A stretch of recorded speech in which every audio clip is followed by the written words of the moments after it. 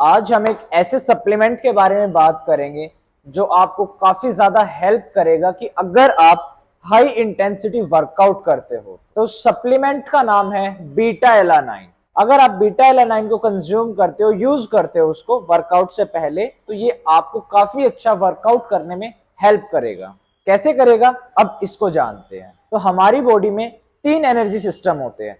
सबसे पहले होता है ATP CP, adenosine triphosphate creatine phosphate, then glycolytic and last fat oxidation. And जब हाई इंटेंसिटी की बात करते हैं, हाई इंटेंसिटी वर्कआउट की बात करते हैं, चाहे वो कार्डियो है चाहे वो स्ट्रेंथ ट्रेनिंग है, वहां पे मेरी बॉडी एटीपी से एंड ग्लाइकोटिक पाथवे से एनर्जी प्रोड्यूस कराती है। एंड एटीपी से मेरी बॉडी ज्यादा लंबे टाइम तक एनर्जी प्रोड्यूस नहीं कर सकती है। रीजन क्या है कि मेरी बॉडी की हर एक सेल को सर्वाइवल के लिए, बेसिक फंक्शंस परफॉर्म कराने के लिए एटीपी चाहिए होता है। एंड एटीपी अगर ज्यादा डिप्लीट कर देगी मेरी बॉडी, तो वो जो मेरी सेल्स है वो सरवाइव नहीं कर पाएगी। एंड अगर सेल्स डेड होना स्टार्ट होगी तो मेरा टिश्यू डेड हो सकता है। एंड अगर टिश्यू डेड होगा तो मेरा एक ऑर्गन डेड हो सकता है। ऑर्गन डेड होगा तो ऑर्गन सिस्टम तो ऑर्गेनिज्म डेड। तो इसी वजह से जो मेरी बॉडी है वो एटीपी से ज्यादा लंबे टाइम तक एनर्जी प्रोड्यूस नहीं कराती है। तो एटीपी जैसे ही थोड़ा सा डिप्लीट होना स्टार्ट हो जाती है तो मेरी बॉडी ग्लाइकोटिक के ऊपर शिफ्ट हो जाती है। एंड ग्लाइकोटिक पाथवे में क्या होता है कि जो मेरी बॉडी है ग्लाइकोजन को यूज करती है एनर्जी प्रोडक्शन में। एंड ग्लाइकोजन हमारी बॉडी में 2 जगह पे स्टोर होता है, skeletal muscles and liver. Skeletal muscles में 500 ग्राम तक मेरी बॉडी में ग्लाइकोजन स्टोर होता है। एंड जो मेरे लीवर है, लीवर में 100 ग्राम तक मेरा ग्लाइकोजन स्टोर होता है। तो टोटल 600 ग्राम तक मेरी बॉडी में ग्लाइकोजन स्टोर हो सकता है।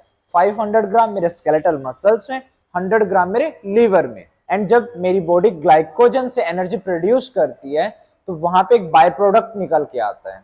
वो क्या होता है, वो होता है lactic acid. And lactic acid क्या करता है, फॉर एग्जांपल अगर मैं चेस्ट प्रेस करता हूं, बेंच प्रेस करता हूं, हाई इंटेंसिटी के साथ 1 रैप पे जाता हूं मैं, तो वहां पे मेरी बॉडी ग्लाइकोजन से एनर्जी प्रोड्यूस करेगी। क्योंकि स्टार्टिंग में फॉर एग्जांपल मैंने 10 केजी से स्टार्ट किया, वहां पे फैट ऑक्सीडेशन चल रहा है, देन 20 केजी, 30 केजी, 40 केजी पे मैं आया।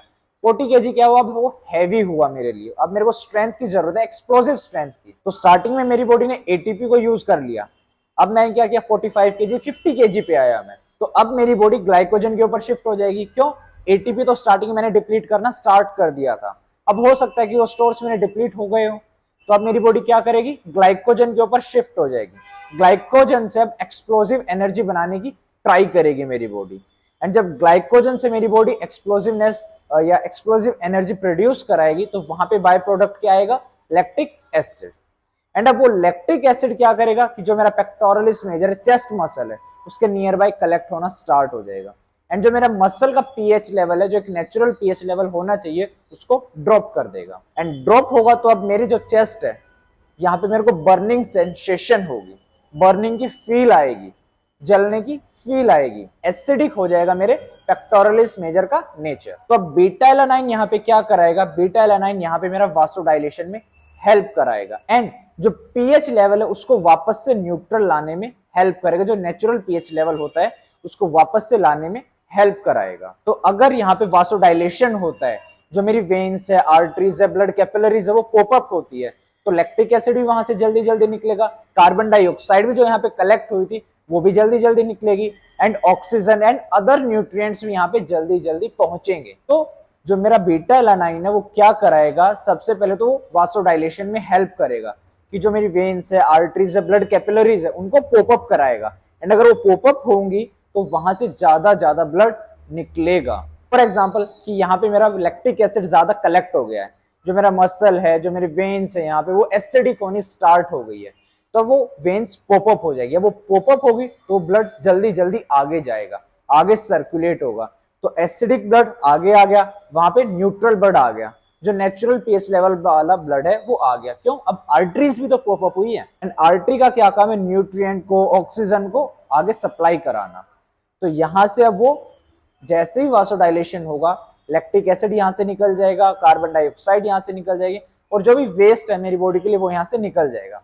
एंड जो एसेंशियल है मेरी बॉडी के लिए, जो मेरे को रिक्वायरमेंट है वो यहाँ पे पहुंच जाएगी। वासोडाइलेशन कराएगा जिसकी वजह से यहाँ पे अब मेरे को जलने की फील नहीं होगी, बर्निंग सेंसेशन नहीं होगी। अब जिसकी वजह से मेरे को बर्निंग सेंसेशन नहीं होगी तो मेरा और भी अच्छा वर्कआउट कर पाऊंगा, और भी ज्यादा इंटेंसिटी के साथ वर्कआउट कर पाऊंगा। एंड उसके साथ साथ जो मेरा बीटा एलानाइन है वो क्या कराता है, ये जो पीएच लेवल ड्रॉप हुआ है इसको वापस से नेचुरल लेवल पे लाने में हेल्प कराता है। तो अगर मैं हाई इंटेंसिटी के साथ वर्कआउट करता हूं तो मेरी बॉडी एटीपी से एंड ग्लाइकोजन से एनर्जी प्रोड्यूस करती है। एंड जब मेरी बॉडी ग्लाइकोजन से एनर्जी प्रोड्यूस करती है तो वहां पे एक बाय प्रोडक्ट निकल के आता है जिसका नाम है lactic acid. And lactic acid क्या कराएगा, उस मेरे मसल का जो पीएच लेवल वो ड्रॉप करेगा, जिसकी वजह से उसका जो पीएच लेवल हो जाता है, उसका जो नेचर हो जाता है वो एसिडिक हो जाता है। एंड वहां पे मेरे मसल में बर्निंग सेंसेशन होती है, जिसकी वजह से मेरी जो इंटेंसिटी होती है, जो मेरे ट्रेनिंग होती है, उसका ग्राफ नीचे आ जाता है, डिक्लाइन हो जाता है। मैं उतना 100% वहां पे नहीं दे पाऊंगा। बट अब वहीं पे जो पीएच लेवल था एसिडिक से वापस से नेचुरल लेवल पे चला गया, तो अब मैं और भी अच्छे से और भी ज्यादा इंटेंसिटी के साथ वहां पे वर्कआउट कर पाऊंगा। तो ऐसे बीटा एलानाइन मेरी बॉडी में, या मैं जब हाई इंटेंसिटी वर्कआउट करता हूं, वो हेल्प करता है कि मैं और भी ज्यादा इंटेंसिटी के साथ वर्कआउट कर पाऊं। एंड ये जो बीटा एलानाइन है ये मेरे को स्ट्रेंथ बिल्डिंग में हेल्प नहीं करता है, बड़े बड़े मसल मास बनाने में हेल्प नहीं करता है, बोन डेंसिटी बढ़ाने में हेल्प नहीं करता है। ये हेल्प कहां करता है कि मैं और भी अच्छा वर्कआउट करूं। अब देखने वाली बात ये है कि अगर मैं ज्यादा अच्छा वर्कआउट करूंगा, पहले अगर मैं 100 यूनिट को टच करता था, अब मैं 110 120 यूनिट्स को टच कर पा रहा हूं, तो अब मेरे को रिजल्ट्स ज्यादा मिलेंगे, पहले से ज्यादा रिजल्ट्स अब मेरे को मिलेंगे। अब रिजल्ट्स ज्यादा मिलेंगे तो मसल मास भी मेरा पहले से ज्यादा ग्रो करेगा, बोन मिनरल डेंसिटी भी ज्यादा ग्रो करेगी, एंड स्ट्रेंथ तो ऑटोमेटिकली बढ़ेगी। तो कई सारे लोगों को ऐसा लगता है कि बीटा एलानाइन मेरी स्ट्रेंथ बिल्डिंग में, मेरे मसल मास को बढ़ाने में भी हेल्प करता है। बट बीटा एलानाइन का काम क्या है कि वासोडाइलेशन कराना मेरी वेन्स, आर्टरीज एंड कैपिलरीज में, एंड जो पीएच लेवल है उसको वापस से मेंटेन करना, ये काम है बीटा एलानाइन का। एंड जब ये बीटा एलानाइन ये सारा काम करता है तो मैं अपनी इंटेंसिटी को बढ़ा पाता हूँ, इंटेंसिटी में बढ़ाता हूं, जिसकी वजह से मेरे को और भी अच्छे रिजल्ट्स मिलते हैं। तो ये डायरेक्टली मेरे मसल मास से रिलेटेड नहीं है, डायरेक्टली मेरे स्ट्रेंथ से रिलेटेड नहीं है, ये इनडायरेक्टली वहां पे वर्क करता है।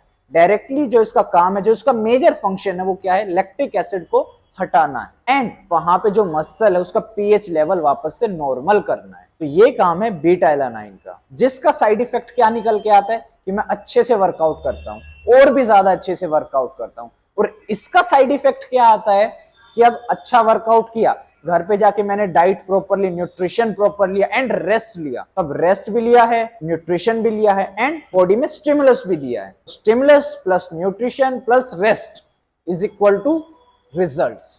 तो आपको और भी ज्यादा रिजल्ट्स मिलेंगे। तो ये थी हमारी आज की वीडियो कि बीटा एलानाइन का फंक्शन क्या। एंड ऐसे ही और भी अमेजिंग फैक्ट्स को जानने के लिए, सप्लीमेंट्स के बारे में जानने के लिए, एक्सरसाइज साइंस को जानने के लिए, न्यूट्रिशन साइंस को जानने के लिए आप हमारे चैनल को सब्सक्राइब कर सकते हो, कोच हिमांशु।